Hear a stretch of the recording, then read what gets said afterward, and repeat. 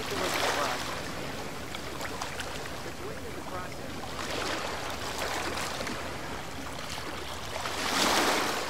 Let's take a look at the process. Here we are. 1. Line up the numbers vertically by place value. 1b. Estimate. Remember, you don't have to estimate, but you probably should. Step 2. Write equivalent fractions. Step 3. Perform operations. Step 4. Rename mixed numbers if necessary. Step 5. Simplify if necessary. And 5b, if you estimated, check answer with estimate. Alright, let's shrink it up and slide it to the top.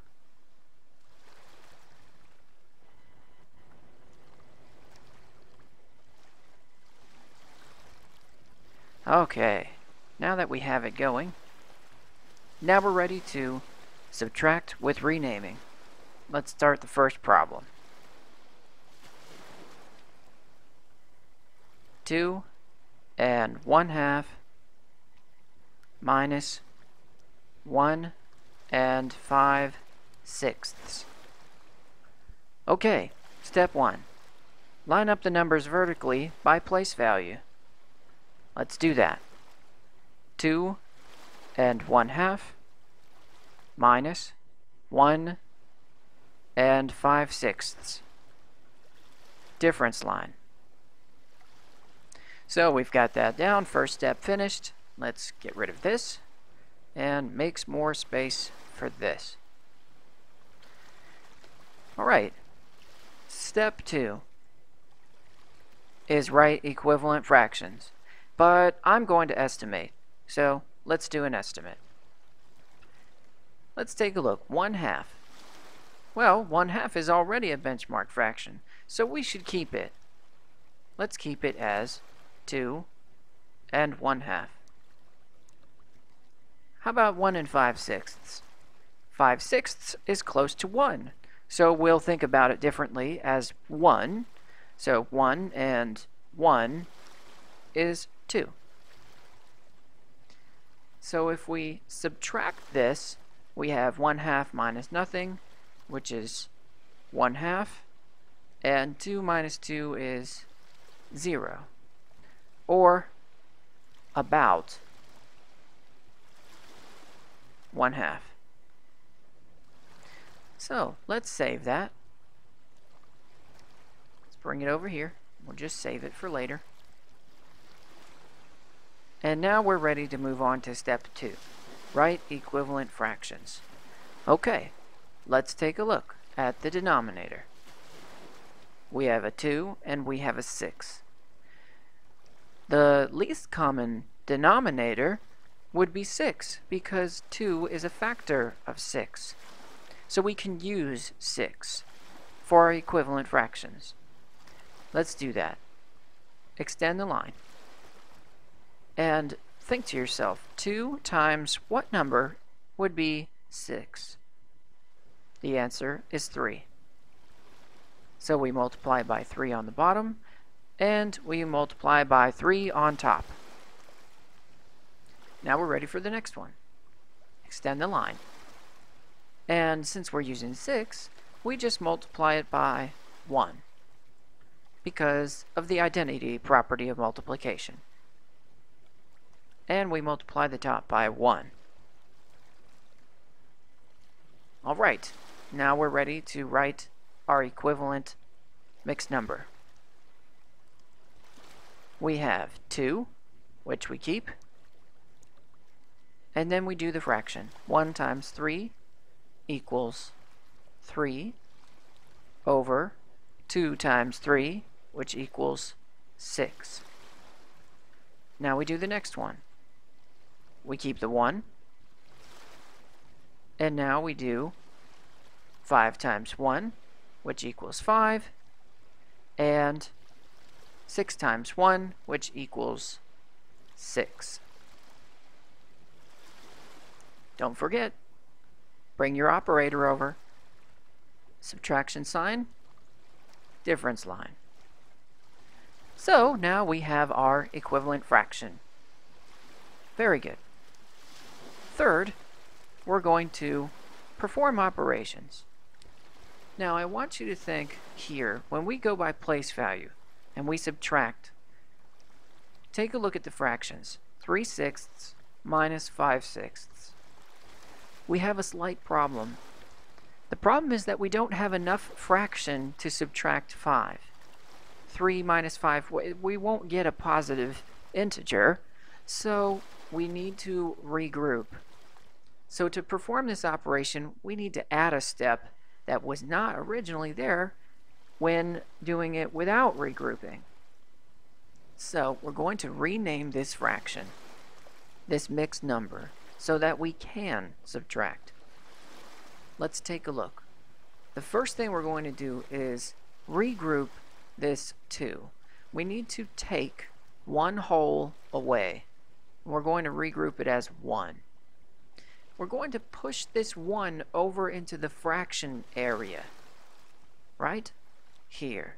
So what I'm going to do is take 1 whole out of 6. When we have 6 parts, that means 1 whole would be 6 whole parts. 6 out of 6. So I'm going to take that 1 whole I took from here and move it over here by adding 6 parts, because it's out of 6. And when I do that, what I'm going to get is 1, that's my new whole number, and now I have 3/6 over plus a 6 numerator.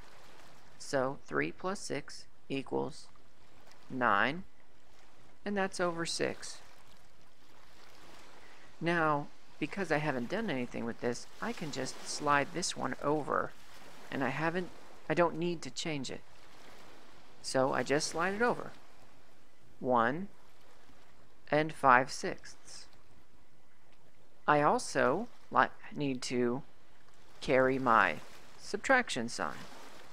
Subtraction, difference line. Now I'm ready to perform the operation because I'm able to subtract.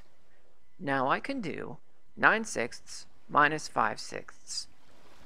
9 minus 5 equals 4. And that's over 6 because our denominators are the same now. Then I do the ones place. 1 minus 1 equals 0. I write the 0 to show that I understand that 1 minus 1 equals 0, but in the final answer I won't need to have a 0 there. Good job. Now we rename mixed numbers if necessary.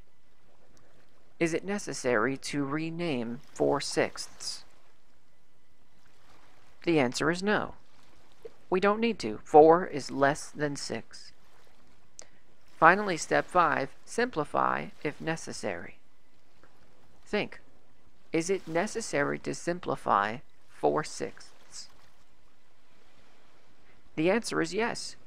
We can simplify because 4 and 6 share a factor of 2. So we extend the line and we divide the numerator and the denominator by 2. And our answer we get when we rewrite it is 2 divided by, or the over sign, 3. So 4 divided by 2 equals 2, and 6 divided by 2 equals 3. We should always check again. Is it necessary to simplify again? 2/3. The answer is no. It isn't necessary. It's already in simplest form. Lastly, because I estimated, I want to check the answer with the estimate I gave. So I'll grab that and pull it over.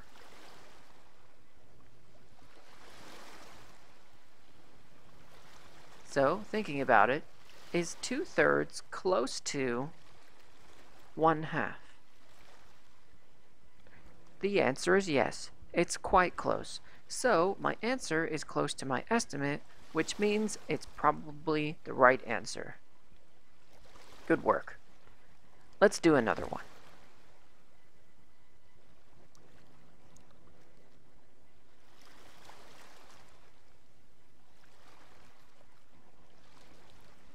The next one we'll do is 9 and 1/6 minus 2 and 3/4. Okay, step 1. Line up the numbers vertically by place value. Let's do it.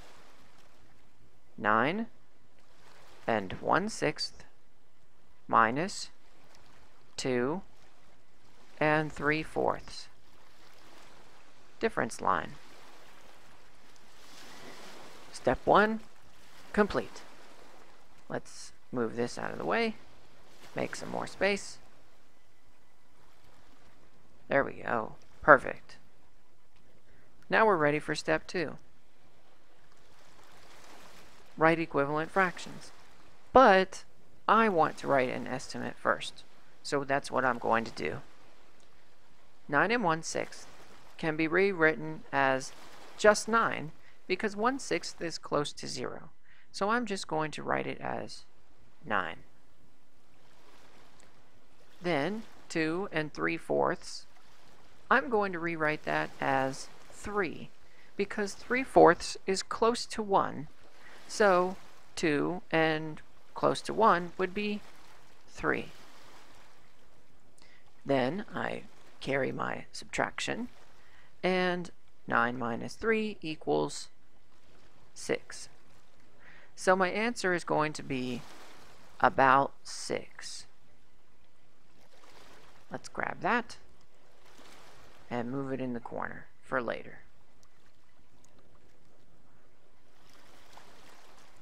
Now I am ready, personally, for number 2. Write equivalent fractions. Let's think. Take a look at the denominator, 6, and the denominator, 4. Is there a common multiple that they have that we can achieve? Well, the answer is always yes, there's a common multiple somewhere, but we probably want one that's pretty low. So, if we think about multiples of 6 and multiples of 4, the first multiple that they have in common is 12. So let's make our equivalent fractions out of 12. Let's extend the line. Think, 6 times what number would equal 12? The answer is 2. 6 times 2 would equal 12, and we'll multiply that by the numerator also, times 2. Now we do the other one. 3/4. Think, 4 times what number would equal 12? The answer is 3. 4 times 3 equals 12. And I'll do that for the numerator also. 3 times 3. Now I'm ready to write my equivalent fraction. I keep my 9, and I rewrite the fraction. 1 times 2 equals 2. Over 6 times 2 equals 12. Next one. I keep my 2, and now I write the fraction. 3 times 3 equals 9. Over 4 times 3, which equals 12.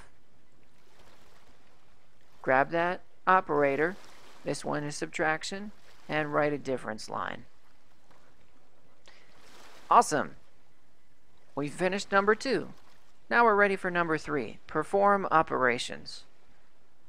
If you see, again, because in this lesson we're learning this, 2 twelfths cannot subtract 9 twelfths. We don't have enough fraction there. So we're going to take the fraction and we're going to regroup it with our whole number 9. So the first step is to take 9 and make it an 8, because we're taking one whole and moving it over as a fraction. Look at the denominator. The denominator is 12, which means one whole is 12 twelfths. So we're going to add 12 over here. We already have 2 twelfths plus 12 twelfths, and now we can rewrite it as a fraction greater than 1 with the 1 that we borrowed from over here. Really, we're not borrowing. We're never going to give it back. Really, we're regrouping. So when I regroup, my new mixed number is 8. And for my fraction, I have 2 plus 12, which equals 14. And that's over 12. Then I just slide this one over. That's all there is to it. So I slide over 2 and 9 twelfths. I've got to also slide over my operator, the subtraction sign, and the difference line. Now I'm prepared to subtract. 14 twelfths minus 9 twelfths. And when I subtract 14 twelfths minus 9 twelfths, again, our denominators are the same now, so I can only worry about the numerator. 14 minus 9 equals 5. And that's over 12. Great. Now I subtract. Over here, 8 minus 2 equals 6. Good. We've performed our operations. Now we're ready for step 4. Rename mixed numbers if necessary. Do we need to rename 5 twelfths? No, we don't. 5 is less than 12, so the fraction is already in good shape. Now we're on step 5. Simplify if necessary. Look at the fraction. Is it necessary to simplify 5 twelfths?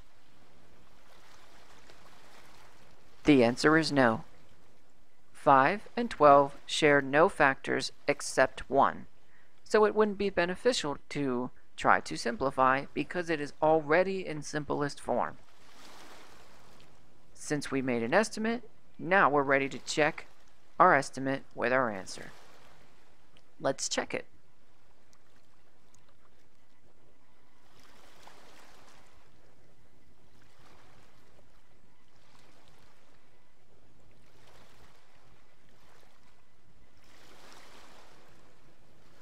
Is 6 and 5 twelfths about 6? Yes, it is. It's quite close. It's not that far away. It's really more about 6.5.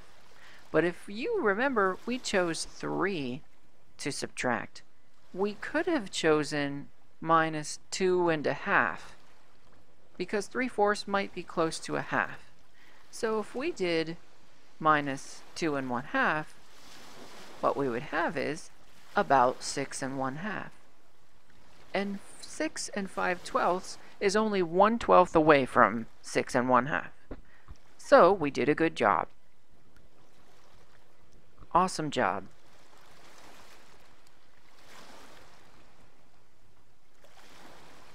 Let's take one last look at our rules. If we look at our procedure again,